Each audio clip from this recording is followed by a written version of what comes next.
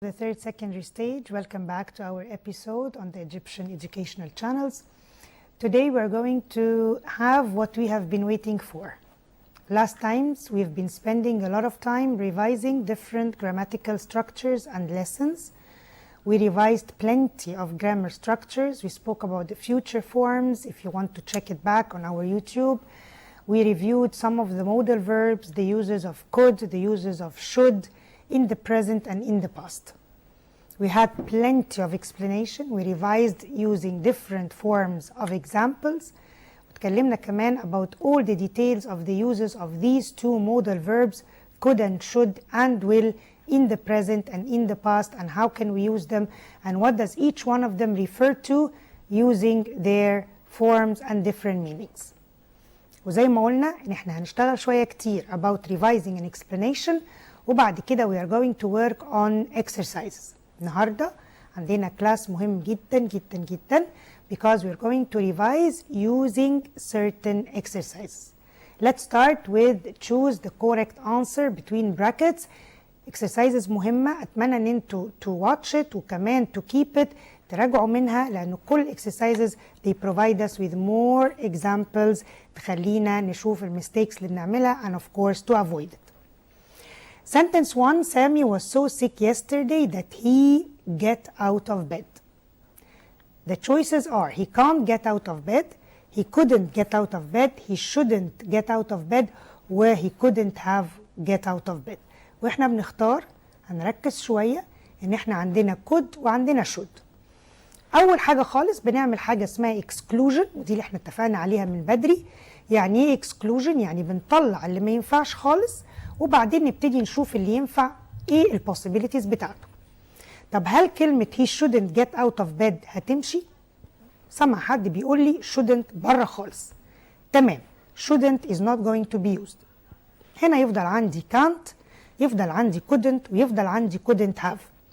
طب he was so sick that he ما قدرش يسيب السرير، يبقى أنا هنا بتكلم على ability in the past. Was he able to do it؟ لا، he was not able to do it in the past، يبقى he couldn't get out of bed. حاجة تانية خليني أقول لك كلو صغيرة تخلي لك كمان to exclude إجابة تانية من الأنسرز بتاعتك، إن أنت عندك get out of bed. ومادام هي get يعني infinitive يبقى مستحيل كان تبقى couldn't have، فأنت بقى عندك الاختيار ما بين can't وما بين couldn't. بما أن عندي was which is past يبقى طبيعي الكانت مش هتنفع because it's present, so I am going to shift automatically to the past of can't which is couldn't. طيب let's see another example. I space have practiced playing the piano last week but I was lazy and now I regret it. نشوف another example. We space have donated some money to the refugees اللي هم اللاجئين. It was the right thing to do. هل احنا تبرعنا فعلا بالفلوس ولا بنقول يا ريت كنا تبرعنا؟ الاوبشنز بتاعتي may, must, might or ought to. طيب ايه اللي كان المفروض يتعمل؟ We have donated some money to the refugees. It was the right thing to do، يعني كان المفروض نعمل كده؟ لا، ده احنا عملنا كده. We must have donated some money to the refugees. كان المفروض ان احنا نتبرع بفلوس للريفوجيز، ودي تبقى اكتر حاجة صح نعملها. ايه الماست هاف في الفورم دي؟ الماست هاف في الفورم دي هي نوع من الاوبليجيشن للنفس. يعني انا بيني وبين نفسي بقول انا كان لازم اعمل كذا او انا لازم اعمل كذا. فانا لما اقول لنفسي I must do this I'm not giving an order to myself، بس أنا بقول لنفسي this is a must which is an obligation to myself. وزي ما قلنا قبل كده إنه I تاخد must لو فيها نوع من الرولز، يا إما ده obligation لنفسي أنا بقول عليه المفروض يتعمل، أو لو بقول لحد obligation لازم يعمله لكن مش خارج مني أنا، this is a rule أو this is a form، حاجة زي ما أقول عليها كده law by law بالقانون، حاجة لازم تحصل.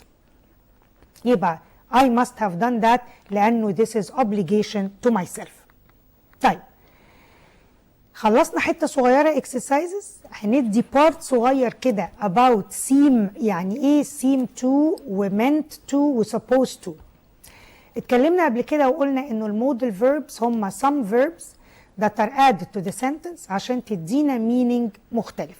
تديني advice زي should، تديني obligation زي must، تديني possibility زي could may might، وتديني regression زي ما قلنا you should have done أو I should have done this.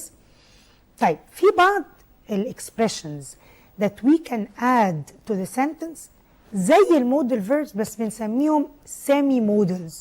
يعني ايه semi models؟ يعني هما مش models قوي، هما واخدين شكل المودلز. ليه؟ لأن هما بيعملوا نفس الفانكشن. هما they are added to the verb، مش من حقنا نغير فيهم كتير، لكن دايما بيجوا next to a verb to give another meaning زي المودل verbs. زي ايه؟ زي لما اقول he seems to be، seems to وعندي الverb be. he seems to have، عندي verb meant to، he meant to do، he meant to have، وكمان verb supposed. طب تعالوا نشوف كده how are we gonna use them and the examples نستعمله ازاي. أول حاجة عندنا خالص هنستعمل seem، والseem معناها يبدو. لما أقول فلان seems to be happy، يعني he seems to be happy، يبدو إنه مبسوط. he seems to be happy، it's like he appears to be happy. يبقى أنا بدل ما أقول he is happy على طول وأجزم إن هو سعيد، لا، أنا ببص من وشه وببتدي أستنتج شيء، فبقول he seems which is he appears to be happy. seems to appears to بمعنى يبدو إنه. طب نشوف example اللي احنا بنقوله. لو قلت طه seems to like his new laptop، لو قلت طه likes his laptop يعني هو بيحب اللابتوب بتاعه جدا، لكن he seems to like يعني كأني بقول يبدو إنه بيحبه، يعني أنا شفت منه action it got me to conclude that he likes it، بس بدل ما اقول he likes it هقول he seems to like it. هستعملها ازاي؟ هستعمل seem زي اي verb عادي with the present simple، وبعدين to plus the verb in the infinitive form. she hasn't said anything but she seems to be having fun. ما قالتش حاجة بس واضح ان هي مبسوطة. she seems to be having fun. You seem to have lost weight، باين عليك ان انت خسيت شوية. مش عايز اقوله انت خسيت، بس عايز اقوله يبدو عليك، which is اللي انا شايفه بيخليني اجزم او اقرر that you have lost weight. so you seem to have lost weight، وده طبعا بيتكلم على الباست لانه الحدث already حصل في الباست وانا هنا باجزم عليه in the present form. طب يفترض يوصلوا دلوقتي بس لسه ما وصلوش. so they were meant to arrive. what did I do؟ أنا غيرت البي من present to past عشان أتكلم على إيه؟ عشان أتكلم على حدث كان المفروض يكون في الباست ولكنه ما حصلش. back again، بستعمل افتراضات about the past بس بشكل تاني شبه اللي احنا اتكلمنا عليهم قبل كده لكن بإكسبريشنز مختلفة. وده بيخلي عندي توسيع شوية للمدارك بتاعتي، انه بدل ما بستعمل structure واحد انا عندي اكتر من structure. فلو انا قلت it was meant to be، it was meant to be هي انه الحاجة دي was meant to be. it was meant to be a chocolate cake، عملت كيكة طلعت مش كيكة، فبقول لهم it was meant to be a chocolate cake، هي كانت المفروض تبقى كيكة بس I dropped it، طلعت حاجة تانية خالص. فكلمة it was meant to be يعني كان المفترض ده هيكون حالها حاليا ولكنه لم يحدث. so it was meant to be يعني كان المفروض يكون ده حاله. طيب أنا دلوقتي هستعمل نفس الفورم. لو خدتوا بالكم أنا عمال أقول it was meant to be، ويمكن إحنا عندنا verb to be عادة بيفكرنا دايما بالpassive capital of Egypt. يبقى أنا أقدر أعمل active and passive بالمنظر ده. طبعا أقدر أستعمل seems وأقدر أستعمل appears وأقدر أستعمل meant to، والتلاتة أستعملهم active وأستعملهم كمان passive. طب التالتة بتاعتهم to be supposed to. يعني ايه be supposed to؟ be supposed to يعني من المفترض. انا لما اقول he was supposed to do يعني من المفترض ان كان يعمل. خلوا بالنا التلاتة بيدوا معنى كان من المفترض، كان من المفروض، كان من المقصود، يعني كله بيعني نفس الشيء. طيب لو انا قلت to be supposed to، لو انا قلت دلوقتي he was supposed to cross the road slowly. يعني ايه he was supposed to cross the road slowly؟ يعني كان المفروض انه يعدي الشارع بهدوء. واضح ان حصل مشكلة بعد كده. يبقى كلمة to be supposed to من المفترض ان، ودي دايما it speaks about obligation. كأني بالظبط كنت بقول له he should have done او he must be، فيها نوع من الobligation. زي لما اقول I'm supposed to cook dinner tonight. خلاص انا النهارده العشاء عليا، انا اللي لازم اقوم بالعشاء، ف I am supposed to be، this is an obligation، ما فيهاش مفر، I have to do it. طب تاني شكل لينا في to be supposed to when I speak about something or someone is likely or expected to do this. يعني عايزه اقول يا جماعه كان المفروض يعمل كده. لما اقول it is supposed to rain this afternoon، وانا مش ممكن هعرف الدنيا هتمطر ولا مش هتمطر 100%، لكن عايزه اقول هو من المتوقع.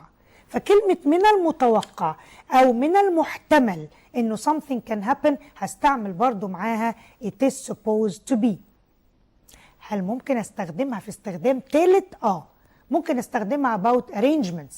ازاي arrangements؟ تعالوا نشوف الاكسبريشن ده. لو انا قلت ان انا I'm supposed to meet my colleagues on Monday evening، انا غالبا من المفترض اقابل صحابي يوم الاثنين. انا عملت arrangement وفي الفيوتشر واستخدمت كلمة supposed to بدل ما اقول I may و I might، غيرت ال may and might اللي فيها نوع من الاحتمالية for the future باكسبريشن تاني اسمه I am supposed to meet. هل في اختلاف grammatical؟ لا، هو اختلاف لفظي فقط. I can use I might do، I'm supposed to do، I'm supposed to meet، كله بيديني the same meaning. وحلو قوي انك تبقى عارف للكلمة الواحدة اكتر من مرادف، اكتر من كلمة تانية to replace it. طب لو انا قلت Samsung is supposed to be the best phone that you can buy، هل ده برضو speaking about the future؟ لا، ده استخدام تاني خالص ل supposed to بمعنى من المعتقد أن.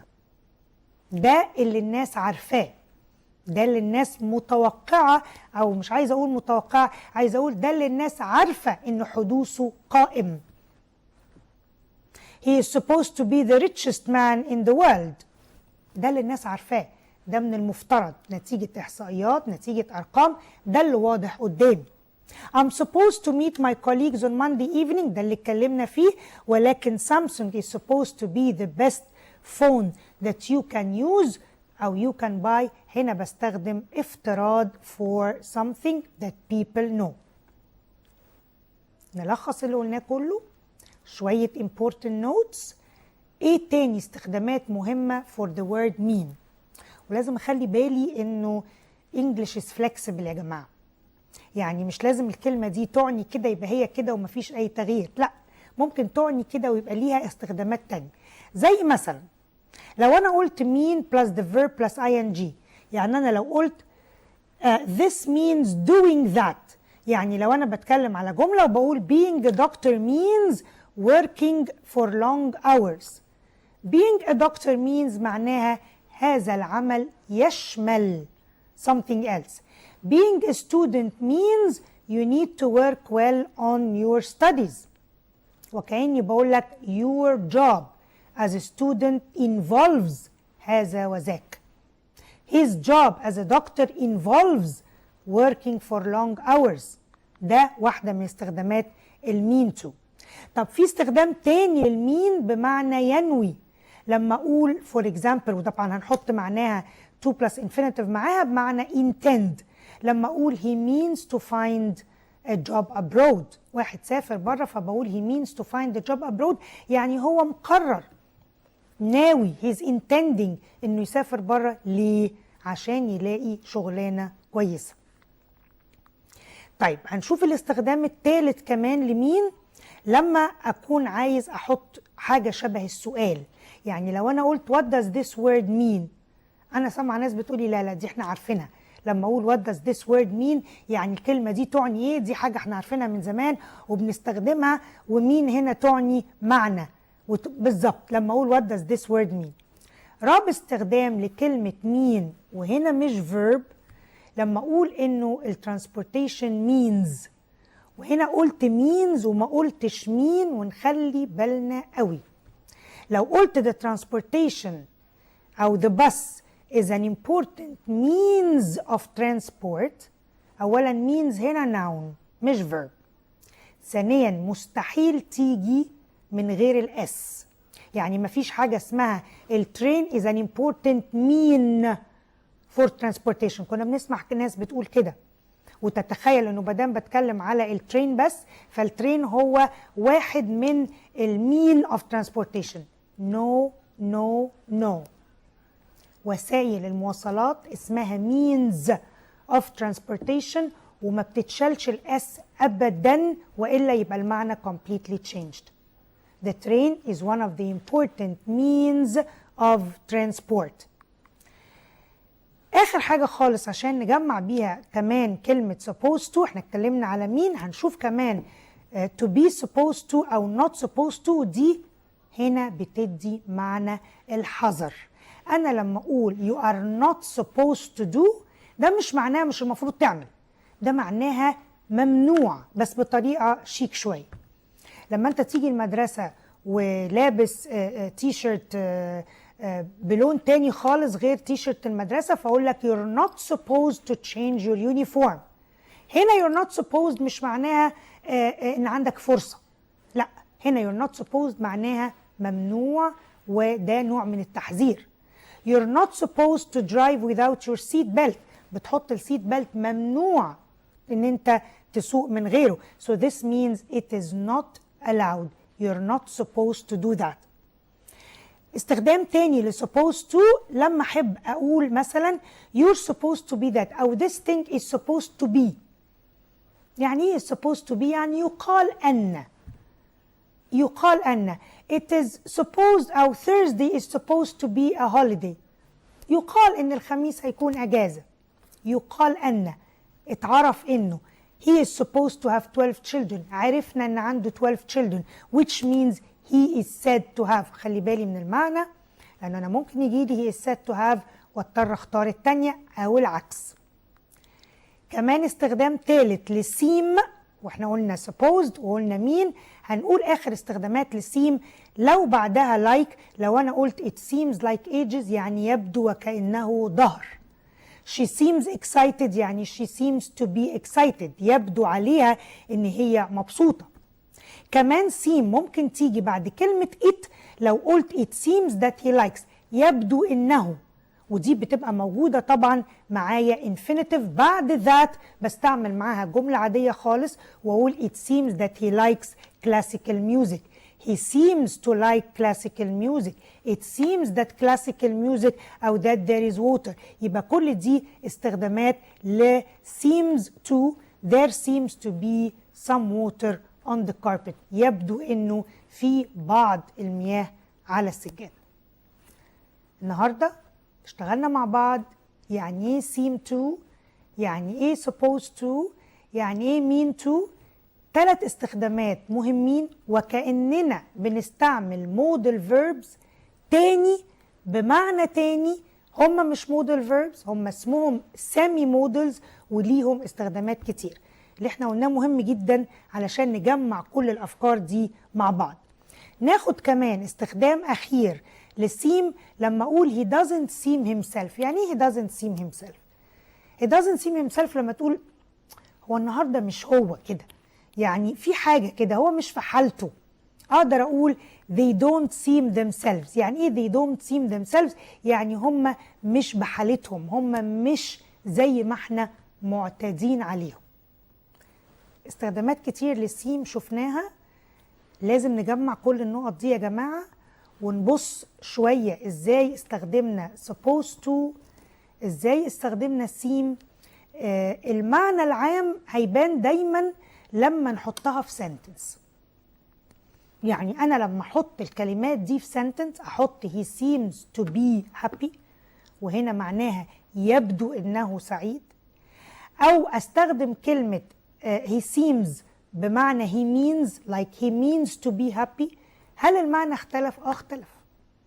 فالناس اللي بتحفظ كلمة seem وكلمة mean على إن هي نفس المعنى no my dears. You need to show the difference by الكلمة بتيجي موقعها فين، الكلمة وراها to plus infinitive ولا وراها sentence، جاية قبليها it ولا زي it is supposed to be ولا he is supposed to be ولا you are supposed to do. كل استخدام في واحدة من دول لازم أبص على what comes before it and what comes after it. نفس الاكسبريشن بمجرد ما غيرت بعديه to be أو غيرت قبليه he وحطيت بدلها it the meaning gets to be different. عشان المينينج يختلف يعني الفورم اختلفت، مع اختلاف الفورم لازم أعرف إنه اختياري كمان in the sentence is going to change. النهارده اشتغلنا مع بعض حاجات كتير خاصة ب seem to ب supposed و mean. Please I want you to revise it. عايزين نشتغل عليها كويس جدا. احنا لسه بنكمل مراجعتنا يا جماعة. المرة الجاية هنشتغل على ال conditional forms. Very important lesson. مفيش امتحان هيخلو منه. هنشتغل على if conditionals. هنشتغل how do we use them. ازاي بنستخدم ال conditional forms في ال 3 types. What are the verbs. هنعمل لينك تاني ما بين ال conditionals وما بين ال modal verbs. ليه؟ لأن احنا عشان نستخدم conditional form يعني لازم هنقول if plus verb وعندنا on the other side في conditional verb. الconditional ده اللي هو المودل verb لازم هنستخدم الcondition. فلو عندي if plus a verb الناحية التانية هيبقى عندي could و would و might، يبقى هنرجع تاني نتكلم على المودل verbs. My dear students, we need to revise very well what we're doing. We need to answer as many exercises as we can. أكتر حاجة مهمة جدا تحلوا للمنتهى.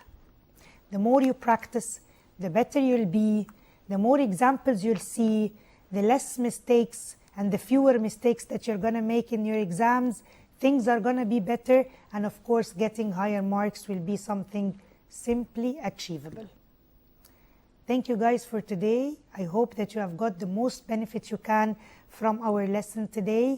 Review it, watch it again on YouTube, send us all the questions you want and we're going to respond back to that. And of course, be ready for another important and enjoyable session next time. Waiting for you all with our coming episodes. Stay safe and be calm. Thank you, dears, and goodbye.